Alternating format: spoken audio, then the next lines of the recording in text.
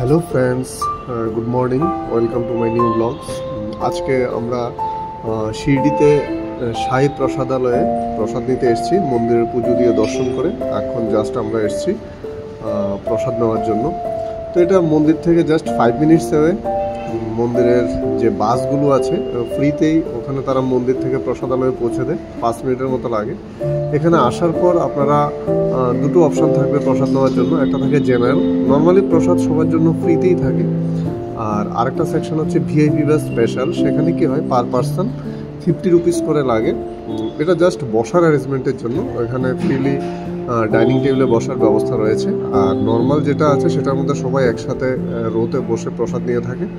তো এই হচ্ছে সেই প্রসাদ। আমরা এখানে এসে যেটা নিলাম, মোটামুটি ঠিকঠাক আছে প্রসাদ। রুটি দেওয়া হয়, ভাত, সবজি, ডাল, স্যালাড, দই এগুলো থাকে। তো আপনারা আসলে অবশ্যই সাই প্রসাদালয় থেকে প্রসাদ গ্রহণ করবেন। আর এখানে জায়গাটা খুবই সুন্দর। বাইরে সাইয়ের একটা মূর্তি আছে। আর এরিয়াটা খুব বড় সড়ো এরিয়া। আপনাদের আসলে অনেকটাই ভালো লাগবে। তো প্রসাদ গ্রহণ করে আপনারা এখান থেকে এখানে শিরডিতে সাই থিম পার্ক আছে বা আদার্স কয়েকটা জিনিস আছে, আপনারা এগুলো দেখতে পারেন। দেখে আমরা ওই দিন সন্ধ্যায় বের করেছিলাম, আমাদের 5:45-এ বন্দে ভারত ছিল। আমরা সেখান থেকে প্রসাদ নিয়েই সোজা স্টেশনে চলে আসি। সেখান থেকে আমরা সিএসটিতে ব্যাক করি। তো আপনাদের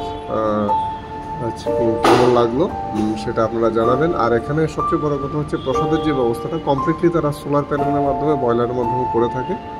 সো আপনারা আসলে এখানে অবশ্যই ঘুরে যাবেন। So tata, bye bye. So চ্যানেলটি সাবস্ক্রাইব করতে ভুলবেন না। Thank you.